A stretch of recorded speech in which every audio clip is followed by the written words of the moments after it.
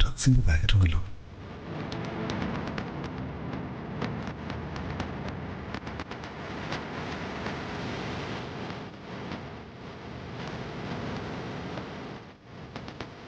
വർഷേ,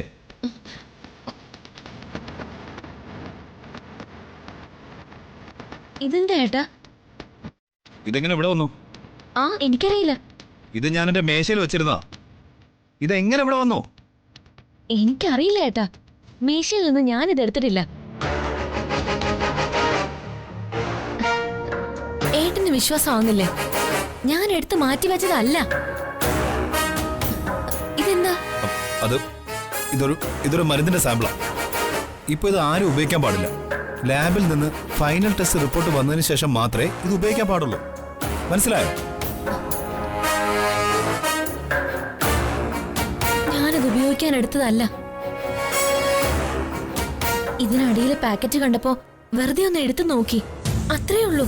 വീട് വൃത്തിയാക്കാനെന്ന പേരും പറഞ്ഞ് ഓരോ സാധനങ്ങളും ഓരോ ഭാഗത്തായി മിസ്പ്ലേസ് ചെയ്യുകയാണ് നീ. വർഷേ, അതെനിക്ക് ബുദ്ധിമുട്ടുണ്ടാക്കുന്നു.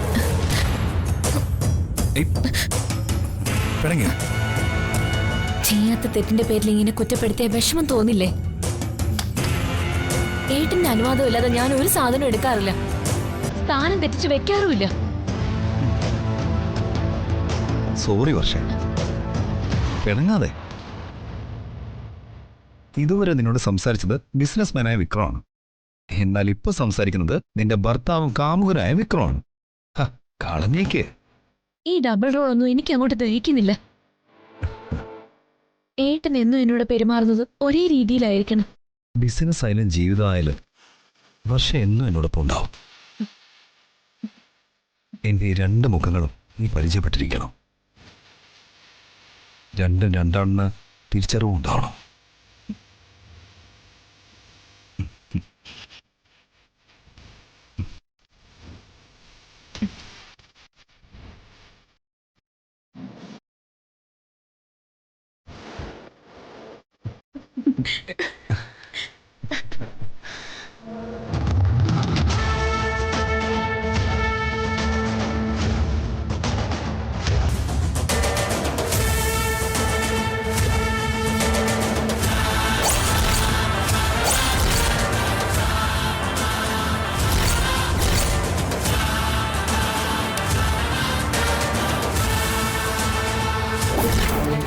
ഒരുപക്ഷെ ആദ്യമായിട്ടായിരിക്കും വിക്രമിന് ഒരു അജ്ഞാത ഫോൺ സന്ദേശം ലഭിക്കുന്നത്, അതും ഒരു സ്ത്രീയുടെ. അയാളിപ്പോ എന്താണ് സംഭവിക്കുന്നതെന്ന് അറിയാതെ വട്ടെടുത്ത് നിൽക്കുകയായിരിക്കും. ഇനി അയാളുടെ പ്രതികരണം എന്താണെന്ന് നോക്കാം. ഫോൺ സ്വിച്ച് ഓഫ് ചെയ്യരുത്, അയാൾ വിളിച്ചിരിക്കും. ഇനി ഫോൺ ഓഫ് ചെയ്യുന്ന പ്രശ്നമേ ഇല്ല. 24 മണിക്കൂറും ഞാൻ അലേർട്ടായിരിക്കും. വർഷ അപകടസ്ഥിതി തരണം ചെയ്യുന്നവരെ എന്ത് സഹായവും ഏത് നേരത്തും എന്നിൽ നിന്നുണ്ടാവും. എന്നാ നമുക്കിപ്പോ പിരിയാൻ ശ്യാമ. ശ്യാമാണ് എൻ്റെ ഒരു ധൈര്യം. ശരി ചേച്ചി, ഞാനുണ്ടാവും. പ്രത്യേകിച്ച് വർഷയുടെ കാര്യമല്ലേ.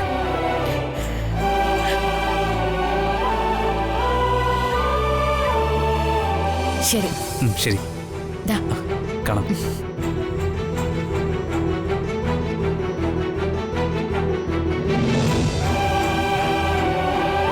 ഇവനന്ന് കല്യാണ മണ്ഡപത്തിൽ വർഷയുടെ കൈ പിടിച്ചു വന്നവനല്ലേ? അവർ തമ്മിൽ പിരിഞ്ഞു. ഏയ്, ഇത് പ്രണയ കേസൊന്നുമല്ല, മറ്റെന്തോ പ്രശ്നമായിരിക്കും. വന്ദന കൈവിട്ടൊന്നും പോയില്ല.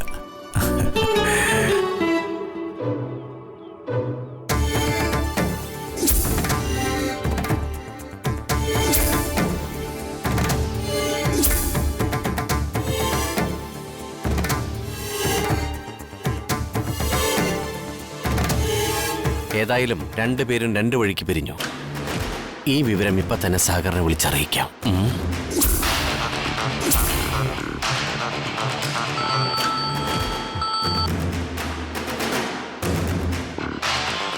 ഹലോ പ്രകാശ്, പറയൂ. വന്ദനയുടെ നീക്കങ്ങൾ പ്രത്യേകം ശ്രദ്ധിക്കണമെന്ന് പറഞ്ഞിരുന്നില്ലേ? അതനുസരിച്ച് വീട്ടിൽ നിന്ന് അവൾ ഒരു ഓട്ടോയിൽ കയറി പോയപ്പോ ഞാൻ ഫോളോ ചെയ്തു. Very good. എന്നിട്ട് വർഷയുടെ സുഹൃത്ത് ഒരു ശ്യാമിനെ കാണാനാണ് അവൾ പോയത്. ശ്യാം കൊടുത്ത ഫോണിൽ വന്ദന ആരെയോ വിളിച്ച് വിരട്ടുന്നതും കേട്ടു. ആരെയോ ഫോളോ ചെയ്യാനാണ് പരിപാടി എന്ന് എനിക്ക് മനസ്സിലായി. ശ്യാമുമായി സംസാരിച്ച് പിരിഞ്ഞ ശേഷം വന്ദന വീട്ടിലേക്ക് പോയിട്ടുണ്ട്. ഇനിയും വന്ദനയുടെ നീക്കങ്ങൾ ശ്രദ്ധിക്കണം. ലീവ് എടുക്കേണ്ടി വരുന്ന ദിവസം ഡബിൾ ശമ്പളമാണ് തരുന്നത് പ്രകാശിന്. ഡബിൾ അല്ല, അതിന് മുകളിൽ. ഒരു സെക്കൻഡ്.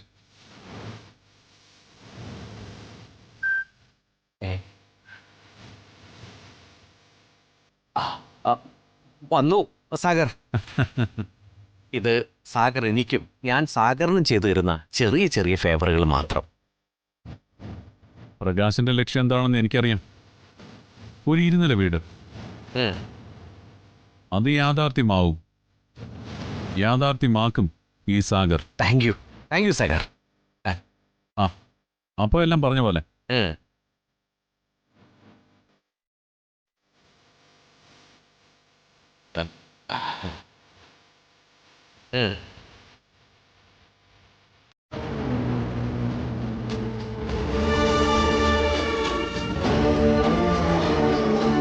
ആരെയോ വന്ദന ഫോണിൽ വിളിച്ചു എന്നാണല്ലോ പ്രകാശ് പറഞ്ഞത്. അങ്ങനെയെങ്കിൽ ആരെയായിരിക്കും, എന്തിനായിരിക്കും വന്ദന വിളിച്ചത്? ഇനി വല്ല വക്കീലിനെ ആയിരിക്കോ?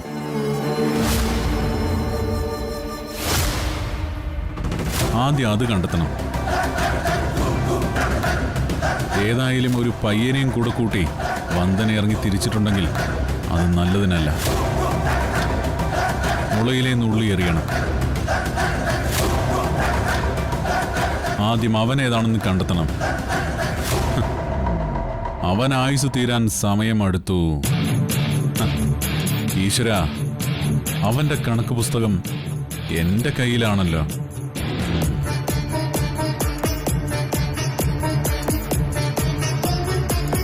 വന്ദന ആക്സിഡന്റ് കുത്തിപ്പൊക്കിയാൽ കുടുങ്ങാൻ പോകുന്നത് കുറുപ്പ് സാറല്ല, ഞാനാണ്. രാജീവിനെ കൊല്ലാൻ ഞാനൊരുക്കിയ കെണിയിൽ അറിയാതെ വന്ന് പെട്ട ആളാ കുറുപ്പ് സാർ.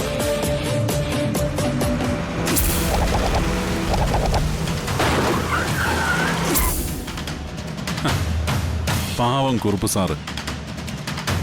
അയാള് വഴിയെ രാജീവ് മരിച്ചെന്നാ വിചാരിച്ചിരിക്കുന്നത്. സത്യം എനിക്കല്ലേ അറിയൂ.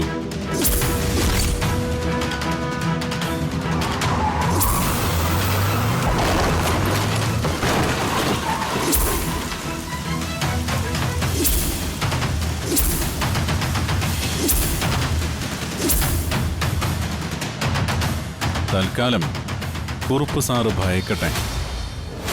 ആ ഭയം എനിക്ക് മുതലെടുക്കണം. അതിലൂടെ ഈ സാഗറിന് മറ്റൊരു വഴി വെട്ടിപ്പിടിക്കണം. എനിക്ക് മാത്രം സഞ്ചരിക്കാനുള്ള വഴി. അവിടെ തടസ്സമായി ആര് വന്നാലും പെട്ടി അരിയും എല്ലാത്തിനെയും. ഈ സാഗർ ആരാണെന്ന് ആർക്കും അറിയില്ല. എന്റെ ഭാര്യ രാഗിക്ക് പോലും.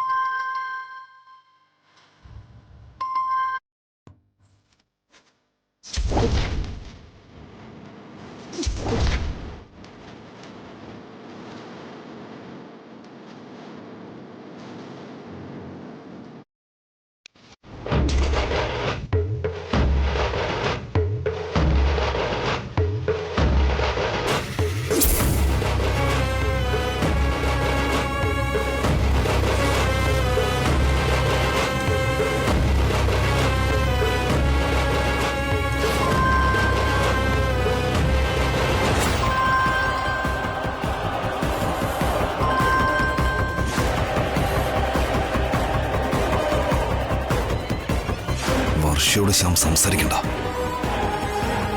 നമ്പർ ബ്ലോക്ക് ചെയ്തേക്കാം. കോൾ ലിസ്റ്റിൽ നിന്ന് അവന്റെ നമ്പർ ഡിലീറ്റ് ചെയ്തേക്കാം.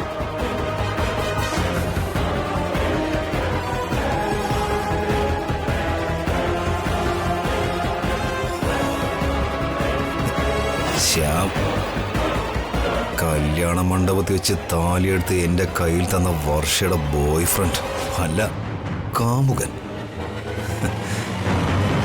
അന്യന്റെ ഭാര്യയായിട്ടും അവന് വർഷയോടുള്ള ഇഷ്ടം തീർന്നിട്ടില്ല. അവൾക്ക് അവനോടുള്ള അറ്റാച്ച്മെന്റും തീർന്നിട്ടില്ല. അതുകൊണ്ടല്ലേ ശ്യാമിന്റെ പേര് വർഷയുടെ കോൾ ലിസ്റ്റിൽ ഇപ്പോഴും ഉള്ളത്. പക്ഷെ വിക്രമിനത് ഇഷ്ടമല്ല. അവന്റെ നമ്പർ ബ്ലോക്ക് ചെയ്ത് കഴിഞ്ഞു. നമ്പർ ഡിലീറ്റും ചെയ്തു. ഇനി എങ്ങനെ കണക്ഷൻ ഉണ്ടാവുമെന്ന് എനിക്കറിയണം.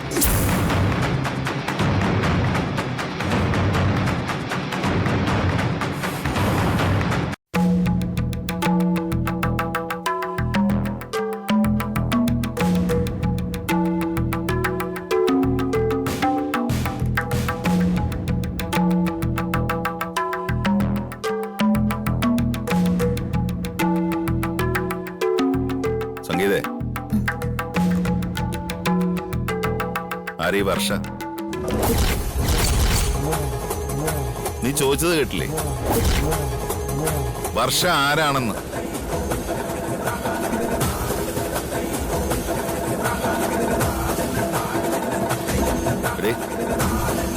ഞാൻ ഒരിക്കൽ കൂടി ചോദിക്കുകയാണ്. സത്യസന്ധമായി നീ എന്നോട് മറുപടി പറഞ്ഞില്ലെങ്കിൽ എന്റെ സ്വഭാവം മാറും. ആരാടി ഈ വർഷ? എടി, നിന്നോടാ ചോദിച്ചത് ആരാണ് ഈ വർഷ എന്ന്. ചോദിച്ച സമാധാനം പറയില്ല.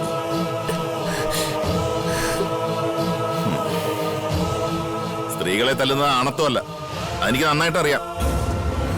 പക്ഷേ എന്റെ മോന്റെ ജീവിതം വച്ച് കളിക്കുന്നത് ആരായാലും, അതാരായാലും അവരുടെ ജീവനെടുക്കും ഞാൻ. അതുകൊണ്ടാ ഞാൻ പറയുന്നേ, മര്യാദക്ക് പറയടി. ശ്യാമിന്റെ കൂടെ പഠിച്ച കുട്ടിയാ വർഷ. ശ്യാമിന് ആ കുട്ടിയെ ഇഷ്ടമായിരുന്നു. എന്നിട്ട് പക്ഷേ അവളുടെ വിവാഹം കഴിഞ്ഞു. ഭർത്താവ് ഒത്ത് സുഖമായി ജീവിക്കുക ഇപ്പോ. ദയവായി ഇനി അതിന്റെ പേര് നമ്മുടെ കുഞ്ഞിനെ വേദനിപ്പിക്കരുത്. ഇത്രയും കാര്യങ്ങൾ ഇത്രയും കാലം അറിഞ്ഞു വച്ചിട്ട് കൂടി നീ എന്താടി എനിക്കൊരു സൂചന പോലും തരാതിരുന്നത്? പക്ഷേ ആ ബന്ധത്തെ എതിർത്തത് ഞാനാ. അവനോട് ഞാൻ എന്റെ ജീവൻ ഒടുക്കൂന്ന് വരെ പറഞ്ഞു. ആ സങ്കടത്തില് അവൻ മദ്യപാനത്തിലേക്ക് വരെ തിരിഞ്ഞത്.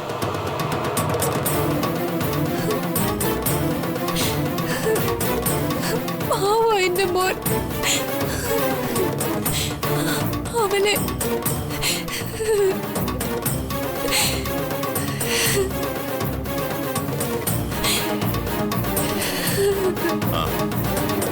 എവിടെ അവളുടെ വീട്?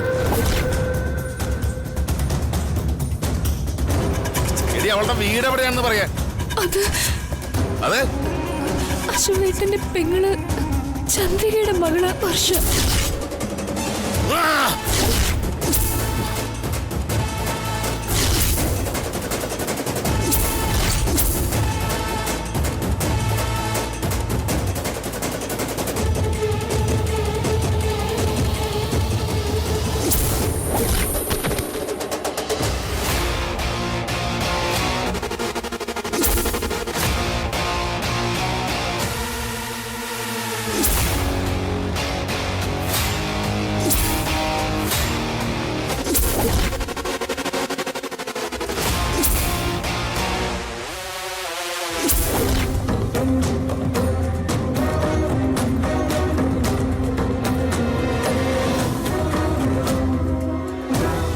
ശാപം പിടിച്ചോളുടെ മകള്.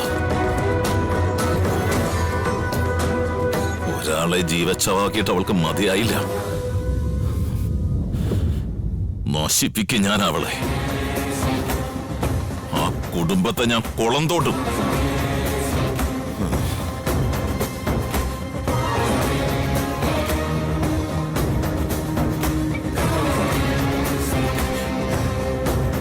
മനുഷ്യന് ഇനി ഇവിടെ എന്തൊക്കെ സംഭവിക്കും?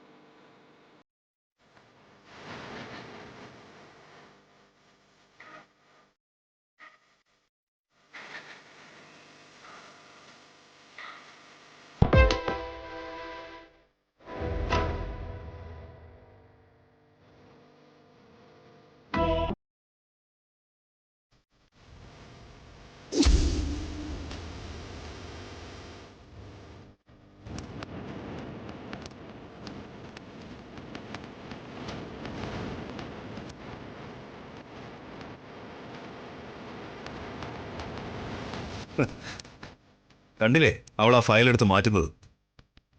അവളുടെ ലക്ഷ്യം വേറെയാ. വക്കീലെ, ഇത് നിങ്ങളുടെ ഉത്തരവാദിത്ത കുറവാ.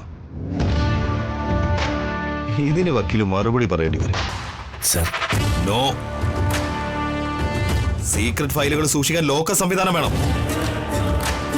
അത് ലോക്ക് ചെയ്ത് സൂക്ഷിക്കേണ്ടത് വക്കീല് തന്നെ ആവണം. ഓടെ എല്ലാം സംഭവിച്ചില്ലേ? സംഭവിച്ചതെല്ലാം നല്ലതിനാണെന്ന് കരുതും. വല്ലഭന് പുല്ലു ആയതൊന്ന് കേട്ടിട്ടില്ലേ? ബി ഫാർമയുടെ ഫയലും ബാഗിലെടുത്ത് വെച്ച് അവിടെ പോകുന്ന ദൃശ്യം മാത്രം മതി എനിക്ക്. ഇത് അവൾക്കെതിരെയുള്ള വജ്രായുധമാക്കും ഞാൻ.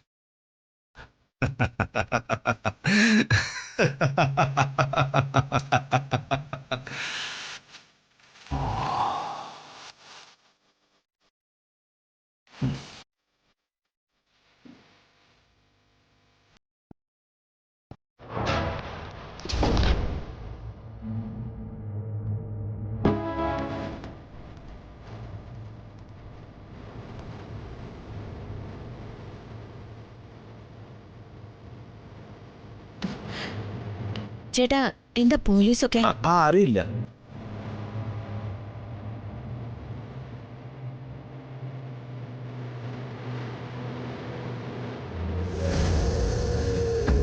എത്തി. ഈ വരുന്ന ആ കക്ഷി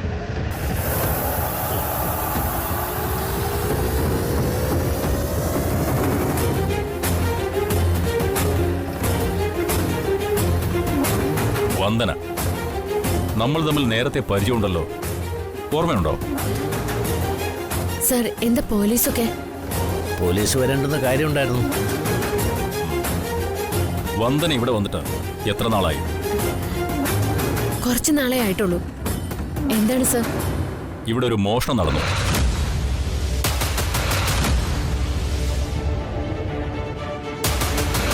മോഷണം? എന്താണ് സർ? എന്താ മോഷണം പോയത്? ഡീറ്റെയിൽസ് ഒക്കെ മാഡത്തോട് വിശദീകരിക്കാം. അതിനു മുമ്പ് നമുക്കൊരു സ്ഥലം വരെ പോകാനുണ്ട്. എവിടെ പോവാൻ? സാറിനെ കളിയാക്കാണോ? ഓ, അപ്പോ ആള് തീവ്രവാദി ലൈനാണോ? എന്നാ കാര്യം പറയാം. ഇവിടെ നടന്ന മോഷണത്തിൽ വക്കീലിന് സംശയം നിങ്ങളെയാ.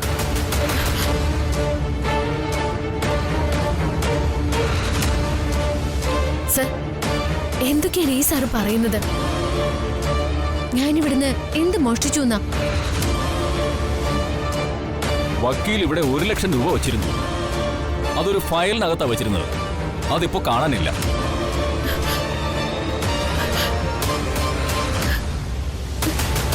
വക്കീലിന് സംശയം നിങ്ങളെയാണ്.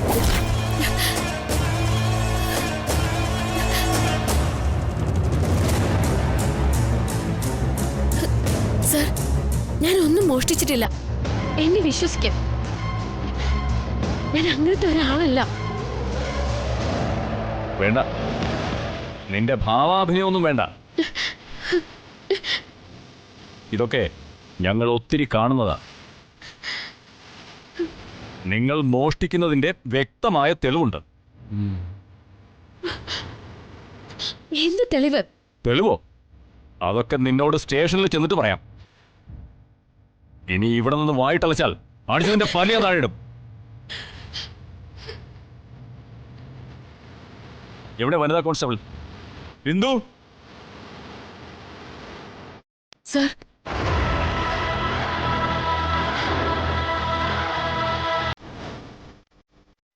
സർ, ഞാൻ പണം എടുത്തിട്ടില്ല. എന്നെ വിശ്വസിക്കണം സർ. സർ, എന്നെ പോലീസിനെ കൊണ്ട് പിടിപ്പിക്കരുത് പ്ലീസ് സർ.